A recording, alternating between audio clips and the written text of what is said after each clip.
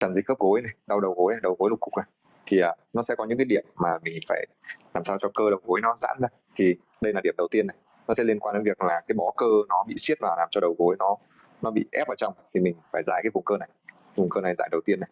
Đó. Thì cứ lấy tay vuốt cũng được, nhà mọi người không có dụng cụ cứ lấy tay vuốt này. Và điểm thứ hai là điểm bên này. Đó. Rồi sau đó mình bắt đầu mình sẽ làm hai cái điểm bên trong này. Đây, cô đang bị tràn dịch khớp gối thì mình cứ miết nó ra, vét nó ra ngoài, đẩy nó ra ngoài. Đó. Đây, xung quanh đầu gối. Còn đây là điểm thứ tư. Đấy, mình sẽ làm ở đây là cái chỗ này là cũng là một cái bó cơ để nó chằng cái đầu gối lại. Đây là chỗ này đau, thì đây cô đang bị đau chỗ này do bó cơ nó siết vào bên trong. Và bên này nữa thì nó sẽ là 4 điểm chính này, và trong này 2 điểm phụ, 4 điểm phụ ở đây xung quanh đầu gối. 4 điểm chính và 4 điểm phụ. Mọi người có thể làm thêm 2 điểm hai bên này nữa để giải tỏa toàn bộ tất cả các cái lớp cơ của đầu gối nha.